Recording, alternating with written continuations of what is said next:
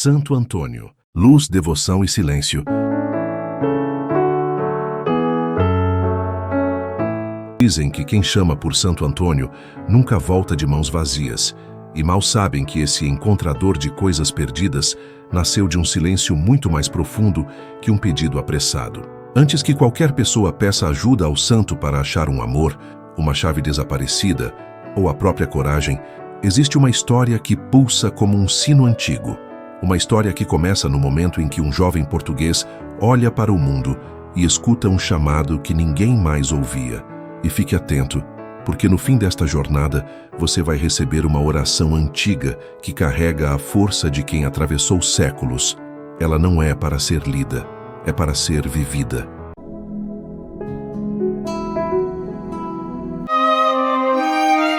A verdade é que Santo Antônio não nasceu santo, nem nasceu Antônio. Ele nasceu Fernando, um garoto de Lisboa, curioso, inquieto, com um brilho nos olhos que denunciava uma fome maior que a dos livros.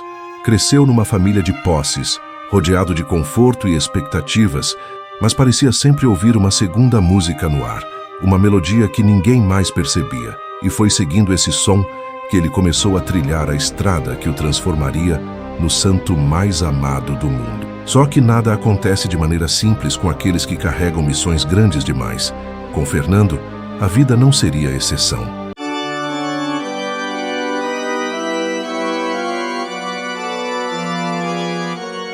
Lisboa, com suas ladeiras, seus ares marítimos e suas preces murmuradas, viu o garoto crescer rápido demais para o tamanho da cidade. Aos 15 anos, ele já estava na porta do mosteiro de São Vicente de Fora, pronto para mergulhar na vida religiosa.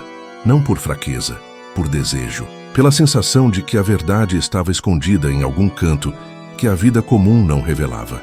De lá ele foi para Coimbra, para o célebre mosteiro de Santa Cruz, o coração intelectual de Portugal. Ali recebeu a formação que moldaria sua mente e sua sensibilidade num mundo de livros raros, pergaminhos iluminados e discussões teológicas que atravessavam madrugadas. Só que Deus costuma escrever com linhas imprevisíveis. Em 1220, chegaram a Coimbra 5 corpos, 5 frades franciscanos martirizados no Marrocos. Eles chegaram como quem chega com uma tempestade. O silêncio com que foram recebidos disse tudo. Havia ali uma verdade que rasgava o peito. Fernando viu aqueles corpos e entendeu. Entendeu sem entender. Uma certeza brutal entrou dentro dele, como um vento que não dá explicação. O mundo que ele buscava não estava dentro dos muros de Coimbra. A sabedoria que ele desejava não viria dos livros, mas da entrega. E foi nessa hora, nesse choque, que Fernando deixou de ser Fernando. Ele se despediu dos agostinianos e bateu na porta dos franciscanos, pedindo apenas uma coisa: uma vida que valesse a pena morrer por ela. Foi aí que nasceu Antônio.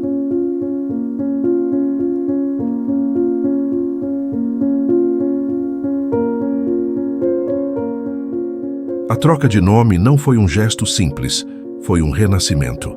Antônio entrou na ordem dos frades menores disposto a desaparecer, a ser apenas mais um entre os muitos que seguiam a simplicidade de Francisco. Nada de púlpitos, nada de glória, nada de debates teológicos. Ele queria subir nos barcos, enfrentar desertos, cruzar o mundo e morrer anunciando Cristo entre os que jamais ouviriam seu nome. A vida tinha outros planos. Uma viagem mal sucedida o levou à Itália. Doente, fraco, sem destino certo, Antônio foi colocado num convento pequeno, esperando o tempo fazer o que quisesse. E ali ele viveu escondido. Frade humilde, voz baixa, olhar atento. Ninguém imaginava o vulcão que havia dentro dele.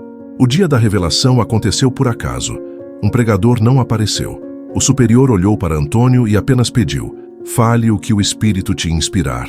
Ele falou, e o mundo mudou. A palavra saiu da boca dele como se viesse de alguma nascente secreta, clara, firme, profunda, carregada de luz e de espada.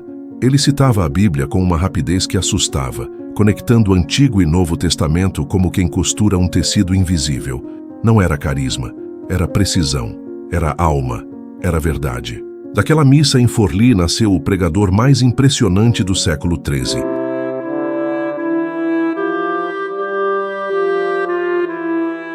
partir daquele dia, Antônio não era mais apenas Antônio, era o martelo dos hereges. Não por violência, mas por clareza. Enquanto muitos pregadores apelavam para emoções fáceis, Antônio falava como quem enxergava a alma das palavras. Combateu os cátaros, os albigenses, todos os que distorciam o evangelho para adequá-lo aos próprios desejos. Seu combate era intelectual, profundo, rigoroso. Ele desmontava argumentos como quem desmonta uma armadilha, fio por fio. O Papa Gregório IX, impressionado com sua sabedoria, chamou-o de Arca do Testamento, não porque sabia muito, mas porque era capaz de fazer a Escritura falar com sua própria voz, como se estivesse acesa por dentro. Seus sermões dominicais e festivos se tornariam séculos depois uma das maiores obras teológicas da Igreja. Mas nada disso explica o fenômeno de sua popularidade. Antônio não falava para os doutos, falava para o povo, e o povo o escutava como quem encontra um espelho que finalmente reflete a própria fome. E quando um santo começa a falar para o povo, o céu se inquieta e os milagres começam a acontecer.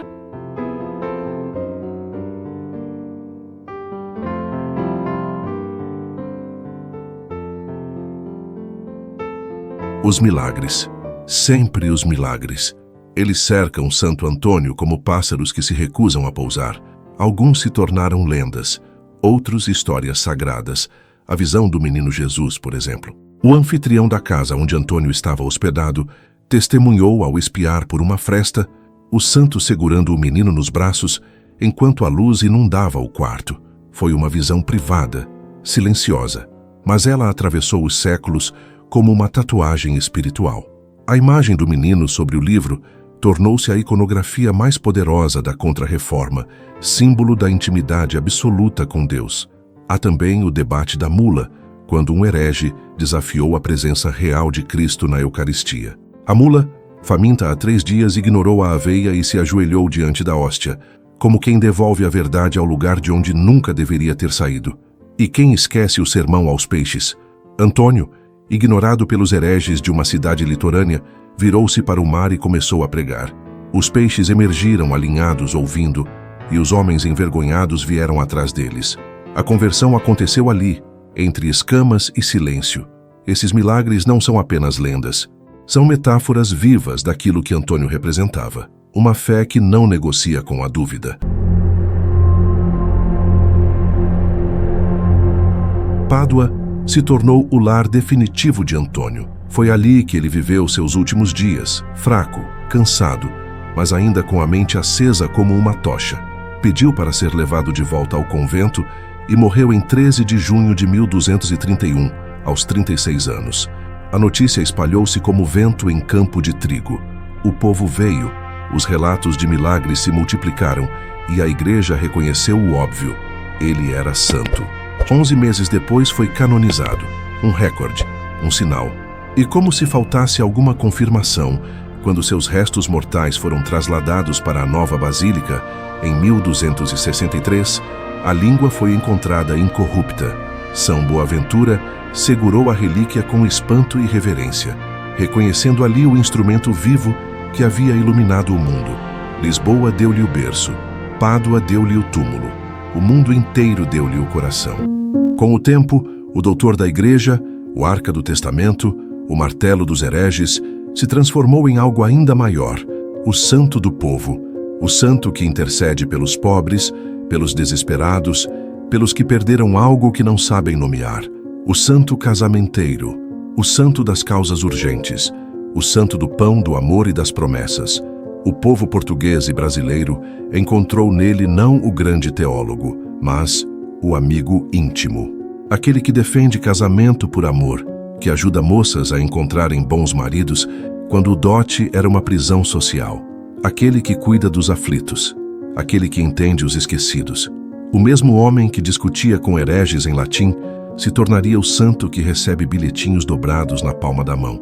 O mesmo intelectual brilhante que iluminou a igreja se tornaria o intercessor de quem perdeu a fé, é de quem nunca a teve. Isso não é rebaixamento, é coroação. A vida de Santo Antônio é a vida de alguém que deixou a própria inteligência ajoelhar-se diante de Deus, e por isso mesmo foi capaz de falar ao coração humano com uma precisão que nunca envelhece. Ele foi Fernando e foi Antônio, foi erudito e foi povo, foi martelo e foi colo, foi pregação e foi silêncio, foi teologia e foi pão. Agora que você caminhou por essa história inteira, aqui está a oração prometida. Não é magia, não é atalho, é ponte. Oração poderosa a Santo Antônio. Glorioso Santo Antônio, amigo dos que sofrem, luz dos que procuram, força dos que amam. Tu que encontraste o menino Deus nos braços e a verdade nas palavras, olha agora para o meu coração. Leva ao Pai o pedido que guardo comigo. Faça seu pedido em silêncio. Que tua intercessão abra caminhos, cure o que pesa, devolva o que falta e proteja o que amo. Assim seja.